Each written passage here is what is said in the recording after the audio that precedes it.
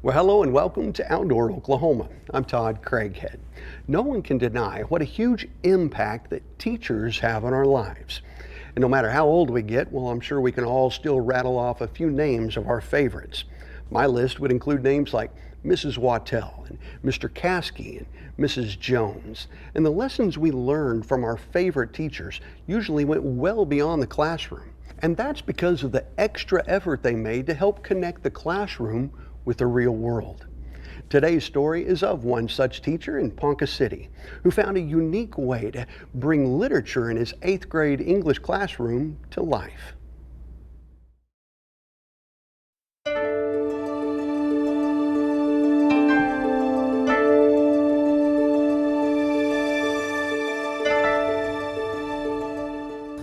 Below him was the multitudinous river, and where the rock had parted it around him, big-grained vapor rose.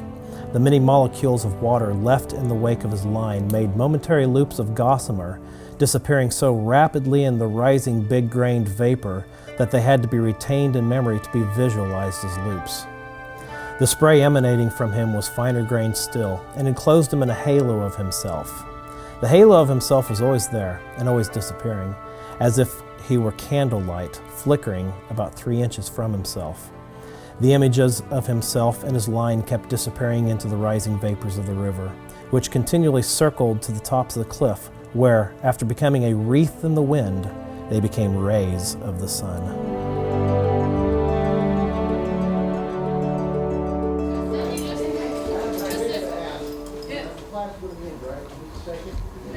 Further along that it goes to the very end, my dry fly starts turning into a wet fly, and I want to keep it a dry fly. It's attached to this leader. If I were to attach a fly to this yellow... Well, I've been teaching for almost 20 years. I started in 1999. I teach English. I teach 9th grade English mostly, at least I have over the years. I've taught some 10th grade English, which is great for getting to read, novels like A River Runs Through It, for example. Immediately the first thing I do, as many teachers are going to do, is think about some sort of an icebreaker. How are we going to approach this topic? And when you consider that here in Oklahoma, fly fishing isn't the most popular type of fishing. Now, we have fly fishing enthusiasts, but at least up here in Ponca City, you typically think of fly fishermen as trout fishermen.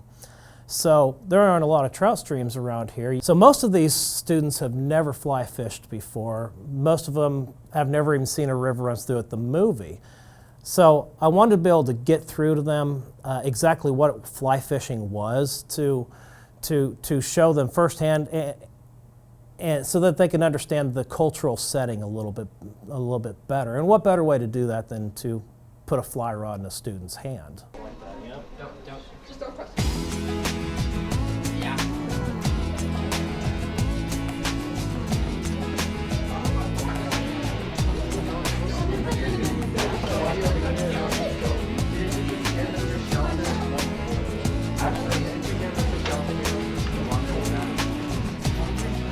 You're wandering around right now. Welcome to Fly Fishing Day, guys. I finally got here. As you know, we have started our novel, A River Runs Through It. And since most of you have never been fly fishing before, I thought it was probably a pretty good idea to teach you a little bit about fly fishing. So I'm going to give you a bit of a brief history of fly fishing. We're going to talk about the different types of flies that you use for fly fishing, some of which we're going to use tonight, the ones that we've been tying here for the last couple of weeks. We're going to talk about the rod, the basics behind the rod, the line, everything that goes into that, and of course, all the tools that go into it. So first off, let's talk about the history of fly fishing. Now,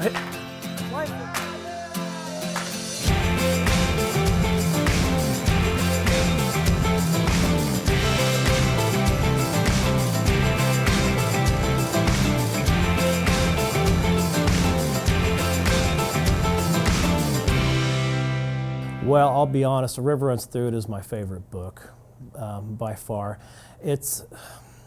You know, most people think it's a book about fly fishing. Again, it's a cultural setting for a book. The book is actually about brotherhood, and some of the themes that we deal with in The River Runs Through It is simply, am I my brother's keeper? I mean, that's by far the biggest one. What is the responsibility of a student? And when we say brother, we're not talking about just a sibling, we're talking about friends.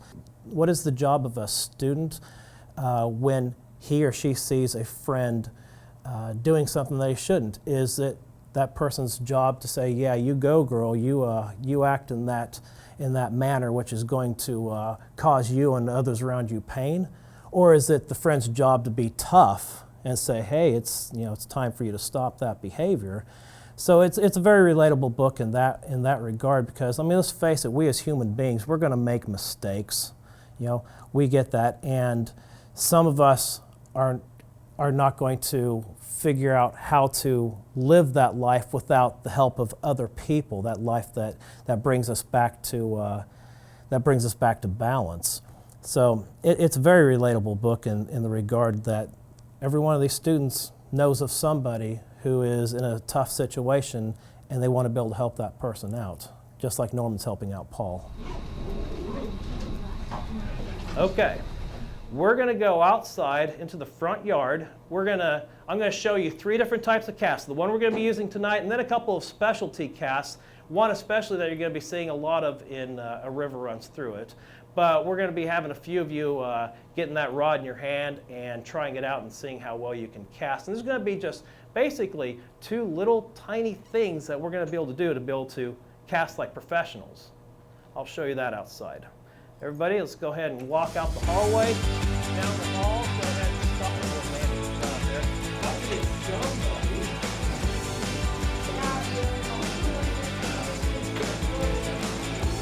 Remember I said there's 2 very simple steps to casting a fly rod? Well, the first step is simply take your elbow and stick it into your side and leave it there. Now, you read about McLean's 4-count rhythm, right? Yeah. Here it is. 1, 2, 3, 4. 1, 2, 3, 4. So you notice the line is going all the way back and the fly is at the very end of the line before I bring it forward. You also said go from 10 to 2, right? But closer to 12 than to 2. So last thing you want to do is go clear back here to 9 o'clock and clear down here to 3 o'clock so you can slap the water. All right, that rainbow trout is good as dead. He ain't going to get out. Guys, round of applause for Preston. Well, it's definitely different than normal fishing. It was fun, and I can't wait to do it tonight. Okay, everybody, we're going to go over to those trees over there now, so follow me.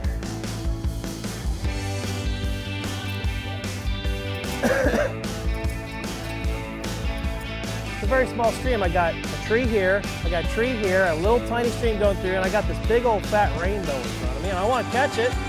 So I'm going to grab onto my fly, onto the bend of the hook, so that it doesn't impale me.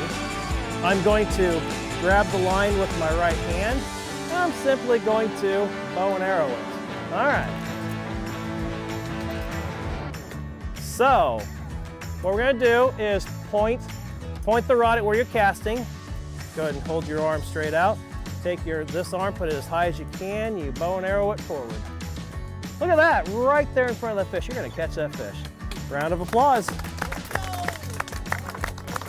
Okay, nice job, Kara. Okay, ladies and gentlemen, that's all the time we have for our practice out in the yard today.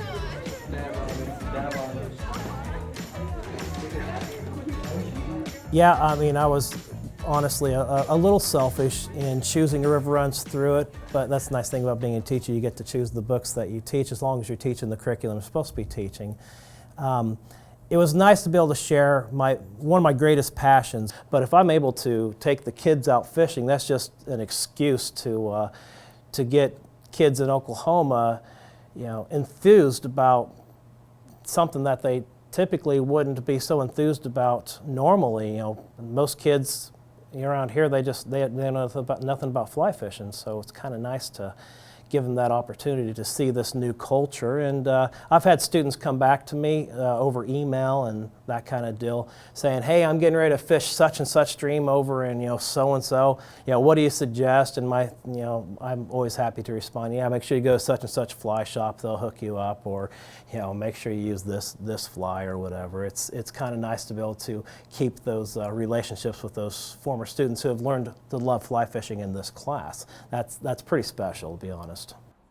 What we're going to do is split you guys up. Half of you are going to go with me. Gentlemen, go with Alan. The girls come with me. Just want to keep it segregated like we have it. It's like a junior high dance. The girls are over here and the guys are over there. All right, let's do it, guys. So ladies, who wants to go first? All right, Brianne, come with me. Oh, set the hook, set the hook. Oh, buddy. Some of these kids have never caught a fish before, much less, someone who's never been fly fishing, On your back cast, hold the line taut, and then on your forward cast, let some line strip out. There you go. One of the coolest things is, when the kids, they get into it, and toward the end of the story, as they see Paul inching closer to his ultimate demise, you can see them as they're reading the book almost yelling, stop, don't go there. Back cast and let some line strip out of your hand, just like that.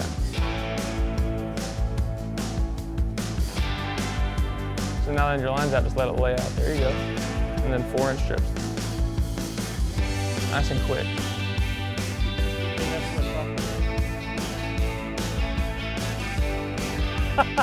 The coolest thing is when the kids actually hook into a fish. It's something else to be able to see a kid catch a fish for the first time. Just like it's awesome to be able to see a kid get into something in school for the first time and find out that learning is fun. Hey, hey! All right, bring him over to me. Lexi, are you ready? This is the one moment you actually get to take a photo of. Yeah.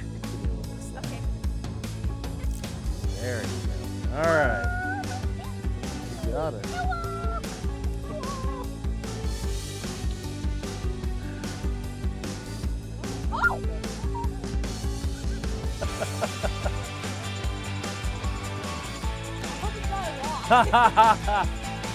That's awesome.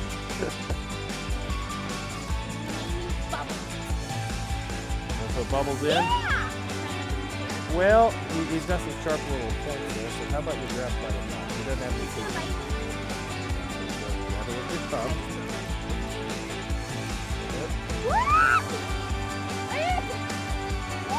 And a round of applause. Yay. Good job. Congratulations. See, it was well worth it, wasn't it? At least here at Ponca City, the administrators are great in recognizing that each teacher has different ways of getting through to the students, and it's through rigor, relevance, and especially relationships that we're going to do that. And if I can get relationships with students based off of something like fly fishing or hunting or whatever, yeah, they're going to be all for that. Wait. Every teacher has hobbies and specialties and things that they're excited about, and they're all going to reach kids. I'm not going to reach every kid, but I'm certainly going to reach some of them that other teachers aren't going to be able to, just simply, based off of doing things like this. Bring your back cast back a little faster. You want to keep this hand right there, yep. And bring that when you're forward. Now come back so you don't want to touch the water every time. Yeah.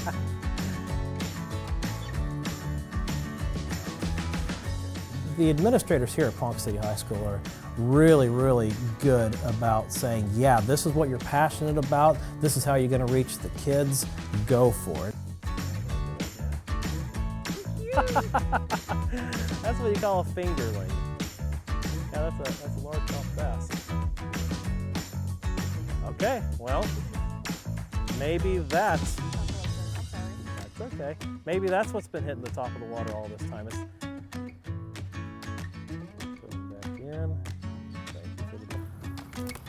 That was a good job. The hook, and it'll pop out like that. Okay. You want to let him go? Yeah.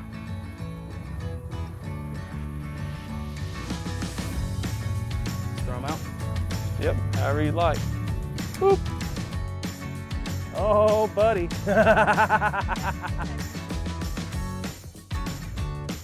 Nice hook set, by the way. Rod tip up. All right, what do we have? Another bluegill. But yeah, I've had plenty of parents come up to me afterwards and say, yeah, thank you for teaching my son, and you know, it's my job. I say it's only my job, but it's not a job, it's a passion. I mean, so when I hear back from a student or when I hear from a parent later on, it's pretty special for me. I tuck those memories away and save them for the rainiest of days.